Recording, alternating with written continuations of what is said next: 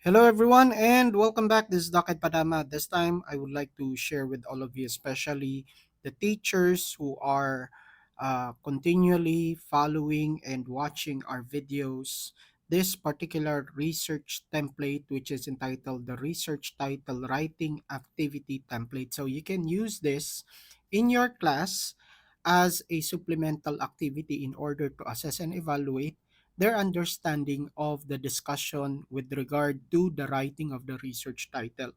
We are going to do this using the languages Filipino and English to facilitate a better understanding and to simplify our discussion. So the objective of this writing activity template is to classify the following terms. So on the right side of the screen, dear teachers who are handling research subjects, you can ask your students to classify the following terms by placing them in the proper column of the research title template, which is the table located on the left side of your screen. So all of these are variables, terms that were used in the crafting and formulating of the research title. So again, in order to assess and evaluate the students' capability and skill in research writing, you can ask them to classify the following terms. And that is what we are going to do right now. So before we go on to the actual classification, maybe you can pause this video and give time to your students to classify the following terms. You can ask them to create or you can print out your own table, and then after that you just flash the following terms, and then later on we will be presenting the answers and the proper classifications of these terms to the table that we have just presented. So at this particular point, give your students sufficient time to answer, and then we will continue with the actual classification of these terms. Let us start classifying the following terms and place them on the proper column of our research title template. And we are going to start with the first term, which is blended learning. So blended learning is an issue that is used in formulating your research title. So where should we classify blended learning? So blended learning should be placed on the independent variable, which is where issues should go to, because we have defined independent variable as the issue being investigated and a variable that is not affected by any other variable. So we simplified that last time as the issue being investigated. The next term is effect. So effect is the goal of your research. One of the goals of your research is to identify the effect. So dito ang effect natin. Okay, next. The next term is gamification. So gamification is again another issue that is investigated in your research or in conducting a research paper. Okay, next. The next one is impact. So how do you identify impact? Impact again is one of the goals of your research.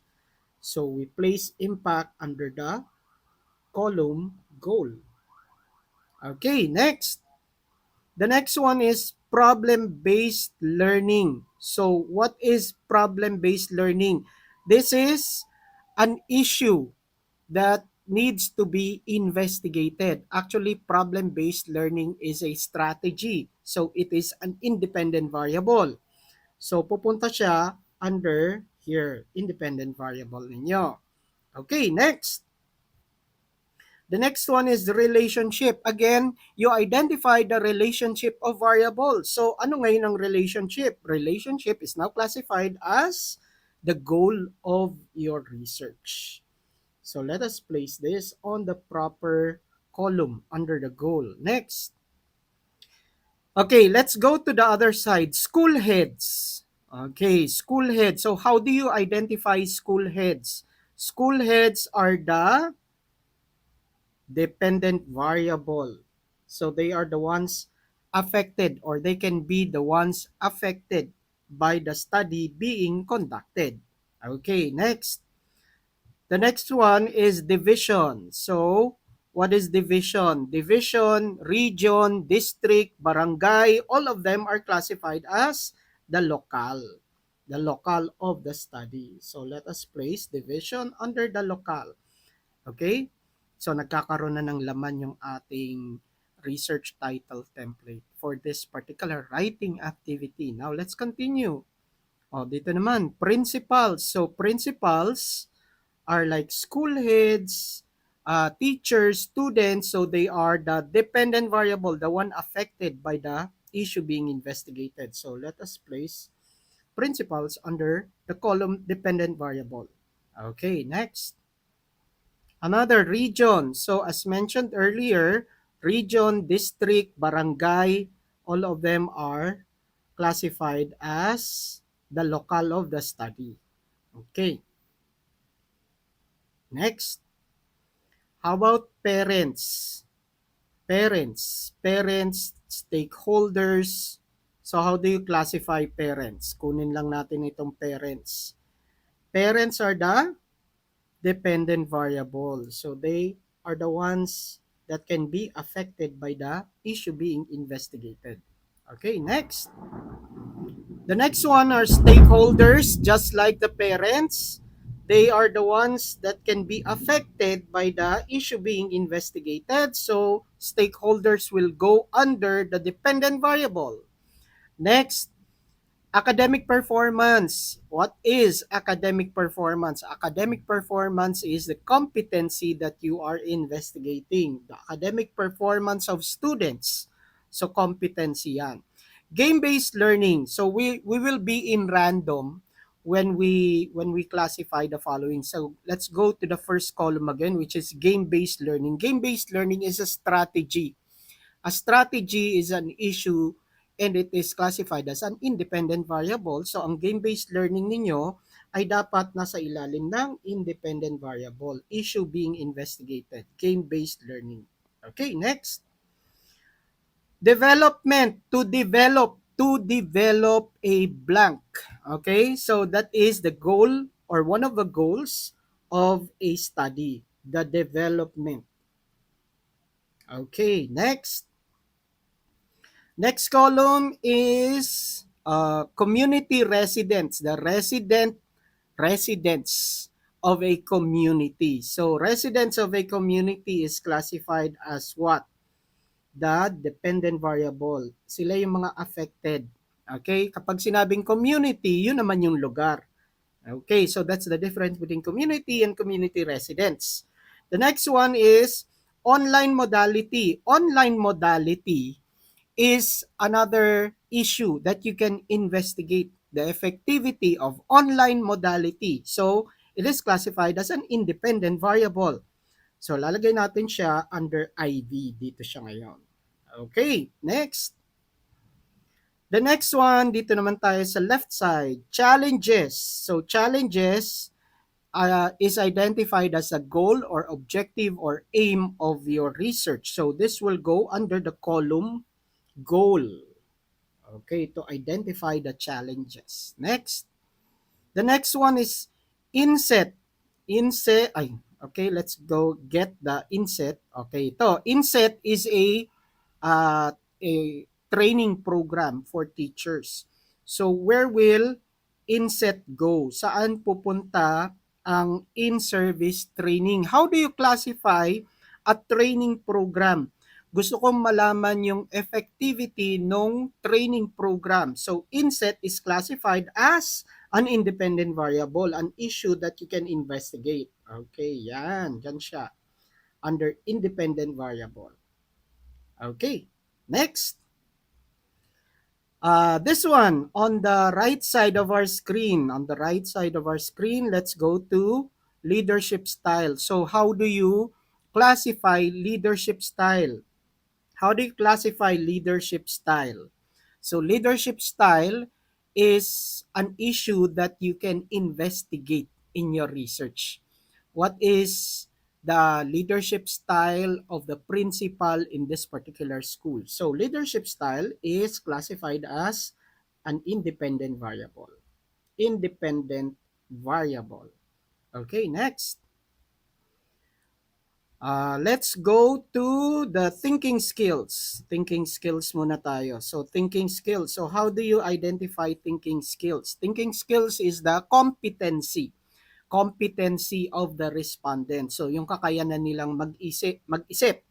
Okay? So, competency is this one. Okay, next. Level of implementation of level of implementation. Okay, so this is classified as the objective of your study. You want to identify the level of implementation of the following. Okay, so kung ano yung i-implement, level of implementation of blended learning. Yung blended learning is the issue. Level of implementation is the goal. So, ilalagay natin yung level of implementation under the goal. Dito yan. Level of implementation. Next. Okay, let's move the following and adjust them. So, we are still aware of the objective of our activity, which is to classify the following terms, and let us go to online seminars. Online seminars naman tayo.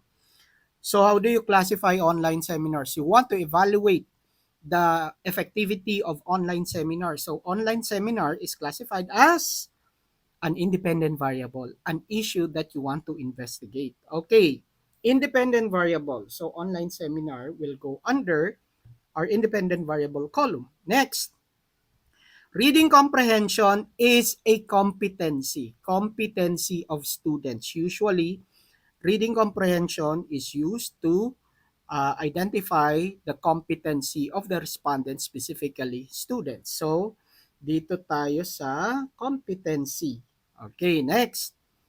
The next part or the next phrase is level of satisfaction. So, level of satisfaction, you want to know the specific satisfaction level of a particular group. Then again, if that is the case, levels of satisfaction is the answer goal of your study. You want to identify the level of satisfaction with regard to a particular issue. So, this will go under the goal of our column.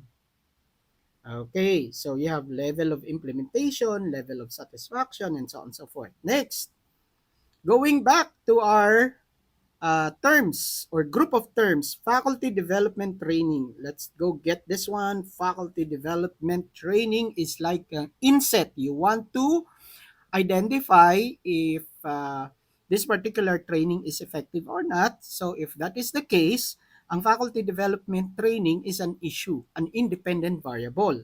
Okay, balik tayo dito. Independent variable. So as you can see, you have online seminars, faculty development training, leadership styles, and so on and so forth. Okay, next. Going back to our terms. So this one is plan. Ano bang plan? Plan is something that your readers can already implement to improve the particular situation that they have. So ibig sabihin ang plano, ito yung produkto ng inyong research. Ang plano ay produkto ng inyong research para matulungan yung mga respondents o yung mga nagbabasa ng inyong study. So kung ito ay produkto ng inyong research based from the term produkto, it will have to be classified as the output of your research. Okay, next. O writing skills muna tayo. Okay? So let's go to writing skills. Writing skills are competencies of students. So dito natin lalagay yan sa competency. So you have reading comprehension and writing skills. Next, on the left side, let's go get level of parental involvement. Level of parental involvement. This is the goal or one type of goal that you can use in your research. So let's classify that under goal. Okay, next. Usog natin ng konti para magkasya siya. Okay, level of parental involvement. The next one, ChatGPT. So this is another issue that is being talked about right now. Is it proper? Is it inappropriate? Dapat bang gamitin o hindi? So if this is an issue, this should belong under what column? Independent variable. So this is an issue being investigated. Therefore, this should belong under independent variable. Nasaan na? Nawala na yung issue natin. Okay, for a while. This one, you have ChatGPT. Okay, so let's get ChatGPT again and place ChatGPT under independent variable. Okay, good. Next. The next one is framework. To develop a framework, to produce a framework. Sorry for the spelling. Okay, so this should be WOR. Okay, okay, it's a typographical error. So if you are going to produce a framework, again, to produce is to present an output. So let us put framework under output. Okay, next. Level of engagement. Again, you want to find the level of engagement of your participants. In that particular statement, in that particular sentence, it is already obvious that this particular term is classified as the goal of your research. Level of engagement is one of the goals of your research. Okay, next. On the right side naman, dito naman tayo. Speaking skills, writing skills, reading comprehension, as mentioned earlier. So, they are classified the same. So, ano ngayon ang speaking skills? Saang column natin siya dapat ilagay? Doon sa competency. Okay. Competency, this one. So, you have the writing skills, speaking skills, and so on and so forth. Next, again, let us adjust so that we can again be guided by the objective of our discussion. And then let's continue with the next one is gadget-based parenting. Gadget-based parenting, is it effective or not? So what is gadget-based parenting? It's an issue that you need to investigate. Effective ba ito na paraan ng pagpapalaki ng mga anak? Again, if this is an issue, therefore, it is classified as your independent variable, the IV. Okay? Independent variable, gadget-based parenting. Next. Okay, program. You are going to produce a program. So again, if you are going to produce a program that will help develop students or teachers, therefore it is classified as an output. Okay, next. To continue. If you're going to use this as an activity and it will be graded by point, you can already reach a lot. Di ba? I am not familiar kung ilan lahat yan. You just count and then modify nyo na lang kung ilan lang yung kailangan ninyo. Okay, the next one is level of preparedness. Level of preparedness. So you want to identify kung gaano kahanda yung mga tao. So level of preparedness in that particular statement refers to the goal of your research. So ang level of preparedness ninyo should be placed under the goal of your research. Okay, next. The next term, listening skills. Dito muna tayo sa listening skills. So ano naman ang listening skills? Listening skills, again, is a competency of usually students yan. Okay, so let's put listening skills under competency. Okay, so you have, as you can see, meron tayong writing skills, speaking skills, listening skills, reading comprehension, and so on and so forth. Next. Okay, the next one is dito muna tayo kay intervention. Ilagay na natin yan kasi mas malapit lang siya. Intervention, you produce an intervention. An intervention is a strategy na pwedeng gamitin para mag-improve, mag-develop o ma-develop yung issue na iniimbestigahan ninyo. So, if you're going to produce an intervention, therefore, it is classified as an output. Okay, next.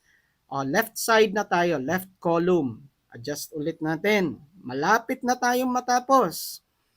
Okay. On the left column, you have hybrid learning. Hybrid learning is just like blended learning, online learning. It's a modality. So it's an issue. You want to know the effectivity of the implementation of hybrid learning. So if it is an issue, which is our keyword, it should be classified as, nasa na yun? Andito, bumalik siya. It should be classified as an independent variable if it is an issue that you are investigating. Okay, hybrid learning. Kunin muna natin si hybrid learning. Yan. And let us place hybrid learning under independent variable. Okay, next. Balik natin yung ating isa. That's level of awareness. O, level of awareness. Kanina pa lumalabas yung level of awareness. It is the goal, the aim, the direction of your research. So it should be on the first column, the goal of your research. Level of awareness is the goal of your research. Next. The next one, learning modalities. Learning modality, again, just like hybrid learning, blended learning, it is an issue that you investigate. So if it is an issue, it should be under independent variable. Okay, next. Students. Let's continue with this next term, students. So students are the one affected by the issue that you are investigating. So kung sila yung affected, therefore, they are what we call the dependent variable. Dependent variable. Okay, so they are school heads, principals, parents, stakeholders, community residents, students. Okay, next. We are almost done. Okay, level of utilization. Ayan na naman yung level. Gusto nyong malaman kung gaano nila ginamit yung isang issue na iniimbestigahan ninyo. So again, this refers to the goal or the aim of your research. So let us place this on the first column. Okay, next. We have 6 left. So what is school? Dito naman tayo sa school. School is the locale of your study, kung saan nyo gagawin. So, this is the third one under locale. Okay, next. Ito namang barangay. Ito, kunin natin si barangay. So, barangay is just like the school. It is the locale where you are going to conduct your study. Okay, next. Teachers. So teachers are the respondents of your study. Teachers can be the ones affected by your study. So if they are the respondents of your study and they are affected by the issue being investigated, therefore, they should be placed under the dependent variable here. Okay, next. Last 3, level of stress. Okay, level of stress. If you have this in our options, saan dapat ang level of stress? Gusto mong malaman gaano ka-stress yung mga estudyante, yung mga teachers, yung mga magulang. So this belongs under the goal of your research. So let us place this on our first column. Okay, next. Last 2. District is the locale of your study. Kung saan gagawin. Ano yung coverage niya? So let us place district under locale. And the last one is community. Kung again, I mentioned earlier, community residence is different from community. Community is the location. Community residents are the people who are residing in that particular location. So community is classified as part of the locale. So we have already classified the terms that were presented earlier. Before we end our video discussion, I would like to acknowledge one of our research teachers who is very diligent and passionate in teaching research. And this is Miss Kim Santos. If you are one of the students of Miss Kim Santos, please give my regards to your teacher. And if you are not aware, Miss Kim Santos has a YouTube channel. Hanapin nyo yung Kim Reads. If you are a bookworm and interested in different types of literary pieces, you can learn a lot from Miss Kim Santos. YouTube channel niya is Kim Reads. Please subscribe to her YouTube channel, especially the students of Miss Kim Santos. Thank you very much, everyone, and I will see you again in our next video. Bye!